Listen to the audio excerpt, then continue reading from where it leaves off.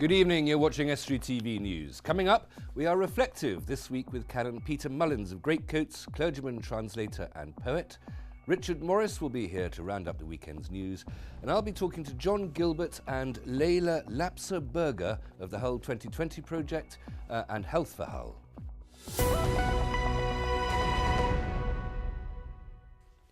Welcome to Estuary TV News. I'm Hugh Richards. First of all, it's over to Richard Morris for the news headlines.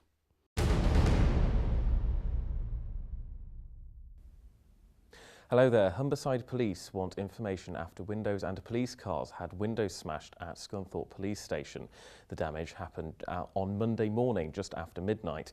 A 23-year-old man who was standing outside the station after the damage is being questioned, but the force would like any further information from people who may have witnessed the crime in progress. The force are also looking for information after a man was assaulted in the Lighthouse nightclub on Sea Road in Cleethorpes. It happened at 4 a.m. on Sunday the 18th of January. It's alleged that the man was pushed in the back of the head before falling to the ground before the offender kicked him in the face. The offender ran from the scene and the victim sustained injuries and was taken to Diana, Princess of Wales Hospital in Grimsby. Anyone with any kind of information about either of these cases are asked to contact Humberside Police.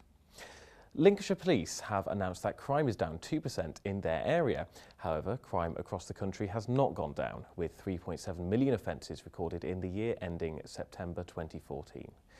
North Lincolnshire Homes have launched a new scheme which allows its tenants to move between houses easier than they could before. The Swap and Move scheme uses a website with a number of different criteria to match tenants with other tenants who want to move into similar properties. It provides a wide variety of homes beyond traditional housing lists. Jane Cruxon, Lettings Manager for North Lincolnshire Homes, outlined the advantages this scheme offers over traditional methods. It just gives them another housing option. Currently, I'm sure you realise there's quite a large waiting list for social housing, and although we are the largest provider, we still do have quite a large waiting list for our properties, and we allocate properties based on priority need. So customers who aren't in a priority need banding often don't get the opportunities to move as they would like to. That's all from me, and I'll be back with more news soon. If you've got any news for us in the meantime, please don't hesitate to contact us on Grimsby 01472 3155553 or contact us on Twitter or Facebook. Bye for now.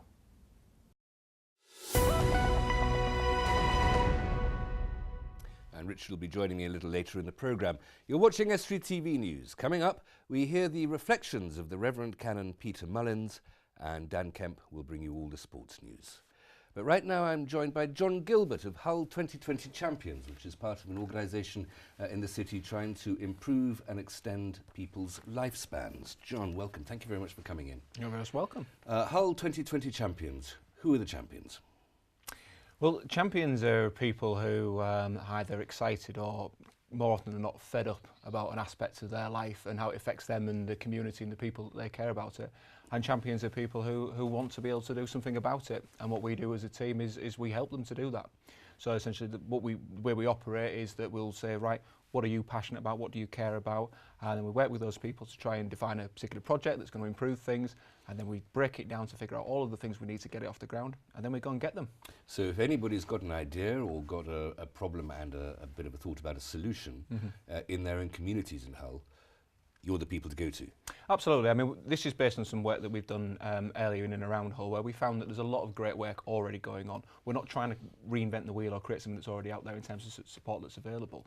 But for every person that we find that's got off their backside and is doing something to help others, there are more who want to, who say all of the right things, but they just don't know how to get started with it, really. So what we're trying to do is kind of cater for those people who have got all of the will in the world, but maybe not got the experience to go out to do that. It may be an issue of confidence, it may be an issue of time management, but quite often it's just kind of, they need a bit of support to get it up on the ground. We don't have all of the answers, but what we do is we use the internet and we use our contacts and we use the other public services to kind of join everybody together. So somebody's going to have the answer and to make it work. How long have you been going? How long has this been happening? Well, we've been in a kind of testing phase since September of last year, so it's still very early days, relatively speaking, but it feels much longer. And in that time, we've been able to recruit some champions, take them through that process, use what we call our community Kickstarter to get the things that they need and get some results for them as well. And it's something that, being through this testing phase, looks like it's going to be a successful testing phase, lots of lessons learned, but it's going to run for at least 2 or 3 years. And you're talking about recruiting champions. How many have you got? How many people have signed up? Well, we're relatively low numbers at the moment. We've been through this process with a dozen people. We'll be maybe between 30, 40 between now and the end of March. But that's really that kind of testing the model for that. So we found in that time the kind of people that that this most appeals to, where we're not best suited to help them, and maybe another service is. And also the people that kind of that maybe we lose along the line as well. So we've met champions, for example, who've been very motivated about a project, but have gone on and taken full-time employment. So while it's our loss for that project, they've got something positive happening in their life. It's a sort of process then, I suppose, rather than a fixed state of affairs. You've got people coming in one and going out the other. Yeah, absolutely. And of course, when a champion is successful, when they've set out to achieve something and it's worked, and they want to go and do it again, and they want to grow it and grow it and grow it, there's a point where they're, to be frank, going to fly the nest from us, because they need a kind of bigger resources, and at that point they look at maybe setting up a charity or a social enterprise or a community group or whatever it may be that becomes the body to take that forward. Well, give me some examples of the projects the champions have been working on. Yeah, certainly. I mean, we've there's a lady we've been working with called Debbie, and we met Debbie working in a community centre in a part of Hull, and she had seen on the news that just around the corner from her there were children living in malnourished conditions, and that they were having to turn to the local church for who were putting on breakfasts during before school time and things like that. And it just preyed on her mind. It got her thinking, well, how can this happen in this day and age in a modern city in our country? What happens to these kids outside of school term and so on? And really, while she was explaining this to me in our appropriate way, it's a case of throwing her the challenge to say, well, okay, it's terrible, isn't it? What are we going to do about it? And Debbie's developed something which is, well, we're wrestling with the name at the moment, Hull's Food Culture or Feedback. And she has a vision around being able to feed people, and around kind of sessions around healthier goods, making sure that the kind of produce that local businesses are throwing away doesn't go to waste, perfectly good food that's wasted, that's given out to the community. But we don't just jump in with that. We don't get a building, get everything together. There are several steps we've got to take. So what we've done with Debbie is we've sourced some community lunches, just to see whether people are interested in this kind of thing. To give you a specific example, before Christmas we put on a community Christmas lunch for people who wouldn't otherwise have a very nice Christmas for whatever reason. We fed them, we had serving staff, we had drinks, we had presents, we had all the table decorations, we had Santa, we had a choir. All of those were donated and pledged by local people, local businesses. All of that was done at no cost to people as well. So what we've learned from that is that if we put something on, there's a lot of goodwill that we can tap into. We did another one outside of Christmas as well, just to make sure it wasn't just a thing that happens only at that time of year as well. And we've proven that. So now it's about trying to take it to a next step for her. The whole 2020 champions, it's sort of under the umbrella of the whole 2020 project, which itself is a much bigger coalition of organisations. Yeah. Will you just tell me what's the big umbrella organisation? Just tell me a little bit about that. Yeah, because I mean the 2020 vision is championed by the Hull Clinical Commissioning Group, so it's a part of the NHS, and their chief officer and their chair are people with a lot of vision and a lot of big ideas, and they want to make fundamental changes to the city with a backdrop of restrictions to funding and so on, whilst an increase in demand. Specifically a matter of health, is it? Or, well, and lifespan. Well, it is. I mean, it is. Really, if it's all about creating a healthier Hull, which is what they're about, and it's about having a longer quality life as well, which of course we don't want to live forever and be miserable.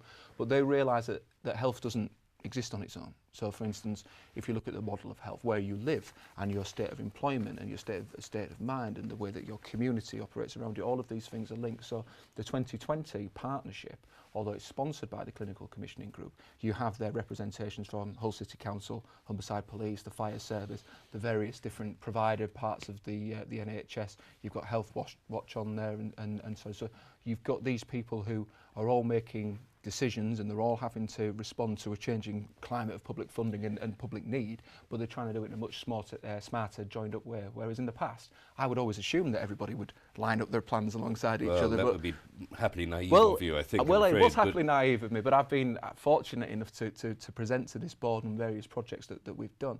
And one of the things that was discussed was, for this to be a true partnership, you don't just have chief officers of each of these organised. The people of Hull have got to be able to get involved in that as well. So the Champions is one way in which you can do that. Why is it that the health problems in Hull are so much worse on the whole than they are even in other cities in Britain, in England? I mean, Hull regularly comes out as one of the, in various surveys, as one of the unhealthiest towns in the country. Yeah, well, you can probably tell from my accent, it's something it's a place I grew up in, and a place. No, I'm not suggesting there's anything intrinsically unhealthy about being from Hull. It's just that people from Hull seem to be less good at keeping their health intact than other people. What is there something in the water in Hull? What's special about Hull? There's a statistical issue to this as well, which I mean, has been discussed often. That if you look at Hull in isolation as opposed to Hull in the East Riding, for example, you are just picking up on the urban area of there. So the same point that's been made about standards of schools and so on as well. So if you look at the East Riding, which is statistically much better up the scale, if you put them together, it's not such a bad picture. However, it would be naive to say that there aren't health issues in Hull and there aren't employment issues in Hull. Again, as I say, all of these things are linked as well. And they're connected. How do people get involved in the Champions if they want to? Is there a website? We do. We have a website which is hull2020champions.org, and on there you can find out much more about what we're about. Crucially, you can see our projects, so you can have a look at them and see what people are doing. Thank you very much for coming on, John, and good luck with that. Thank you.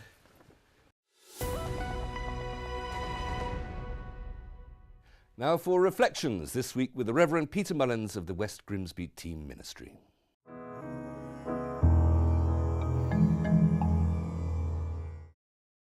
The major issues around prejudice in society at the moment are often about anti-Semitism or Islamophobia. It's interesting to tell some Grimsby stories about that.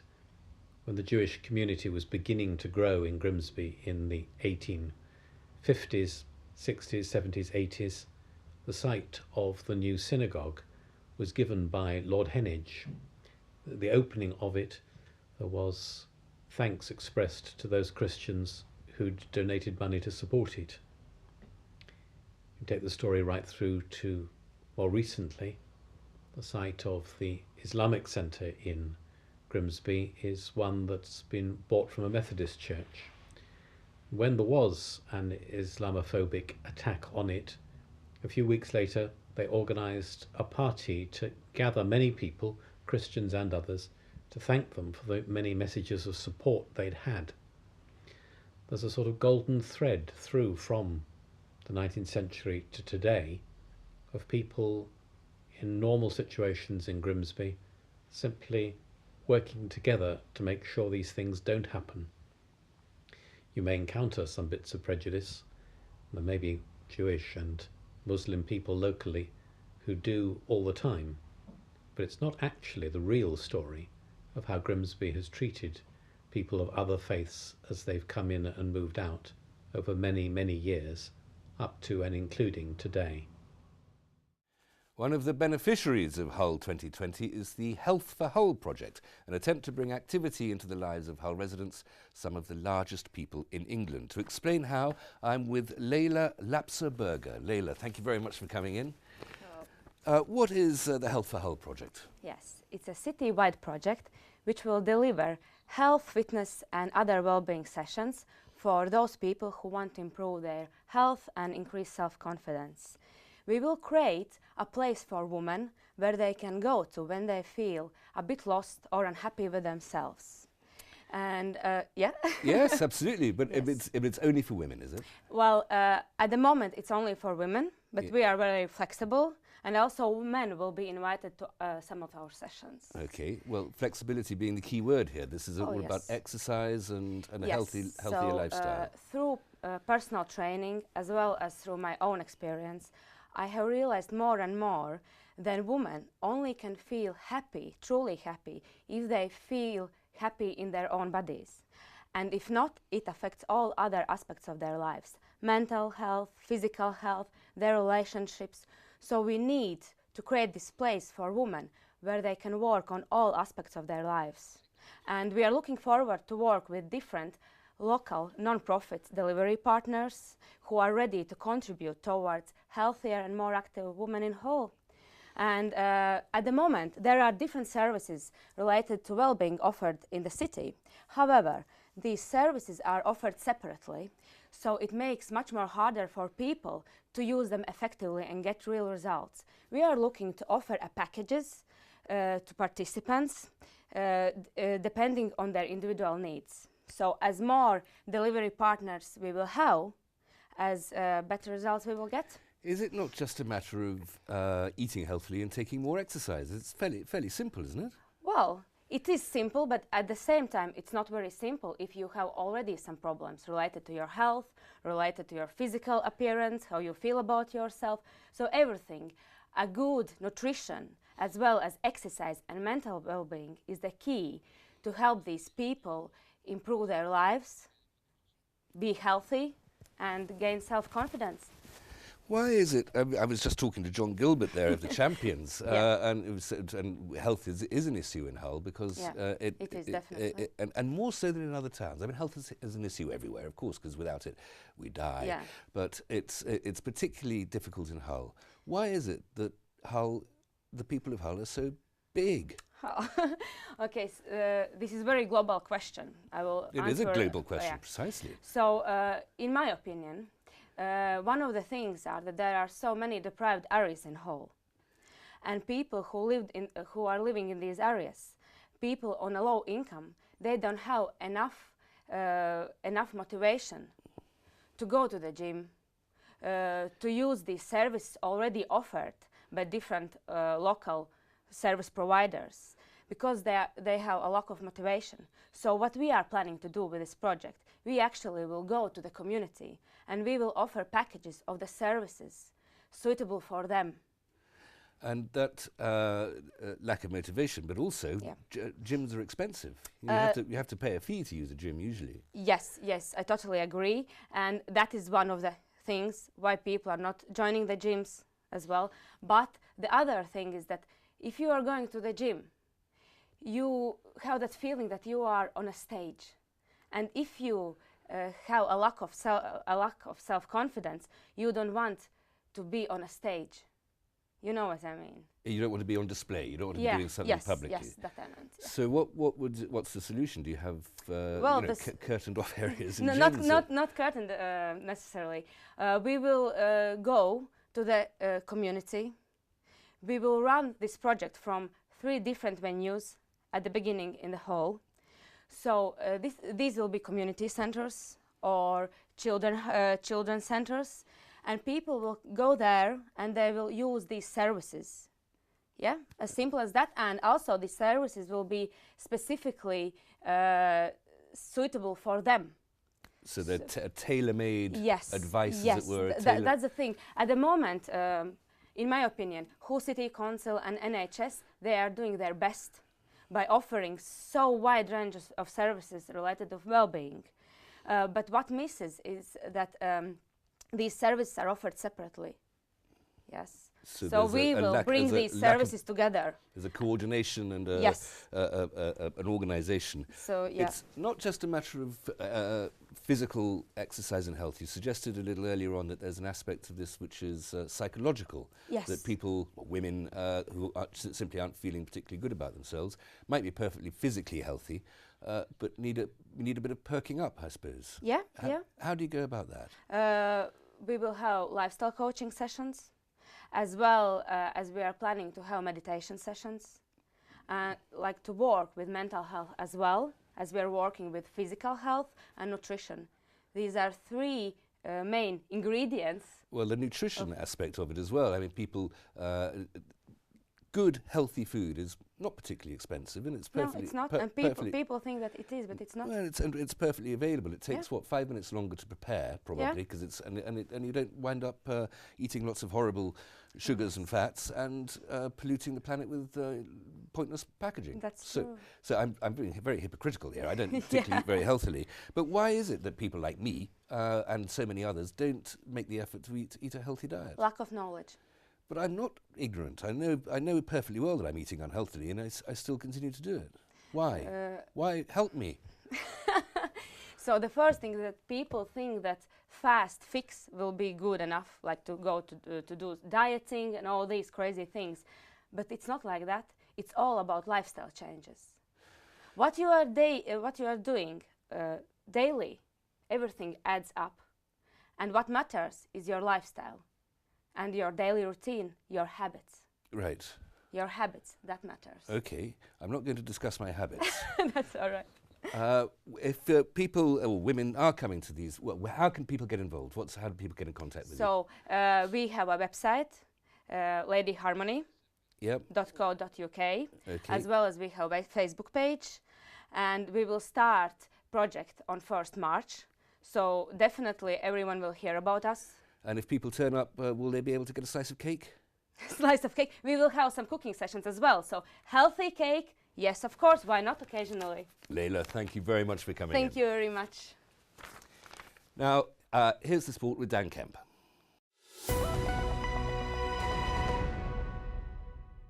Grimsby Town won 2-0 away to Nuneaton on Saturday. John Paul Pittman and Ross Hanna netted in the second half for the Mariners to keep them in 4th place in the Conference Premier. Meanwhile, North Ferriby United have reached the quarter-finals of the FA Trophy, having won 2-0 at Farnborough. Strikers Tom Denton and Ryan Kendall got the goals in the first half of the Villagers to take them through to the last 8 for the 2nd year running. And the Villagers will host either Braintree or Ebbsfleet on Saturday, February the 7th. In Rugby League, we're now just 2 weeks away from the 2015 Super League season. A mainly youthful Hull FC side went down 46-10 to the Wakefield Trinity Wildcats for black and white skipper Gareth Ellis' testimonial, whilst Hull Kingston Rovers were beaten 14-0 at the Warrington Wolves. In ice hockey, the Hull Stingrays picked up a point, going down 3-2 to the Cardiff Devils at the Hull Arena on Saturday. Jordan Knox and Sam Towner netted their 3rd and 2nd goals of the season respectively to make it 2 apiece going into overtime, but Brent Walton sealed the win for the Devils. On Sunday, 2 goals from player assistant coach Carl Lozon were in vain as the Rays went down 4-3 at the Edinburgh Capitals. Hull now sits 7th in the Elite League. And finally, last week we brought you news of former Hull City captain Ian Ashby and former Tigers and Grimsby Town midfielder Curtis Woodhouse taking the reins at Hull United AFC. Having won their first game 2 weekends ago, they're now more than good news as they kept their undefeated run going, winning 3-0 at Chalk Lane in the Humber Premier League on Saturday. And elsewhere in the Northern Counties East League, Bridlington Town beat Athersley Recreation 3-2. And a league down, we had 2 local derbies. Botsford Town won 3-2 at Grimsby Borough and Hull Road Rangers beat Louth 2-1. And that's all for the sport. Thanks, Dan. That's all we have time for this week, I'm afraid. If you have a story for us, please go to our Facebook or Twitter pages. Details on the screen. Email news@estuary.tv or Grimsby 315561. Until tomorrow, good evening.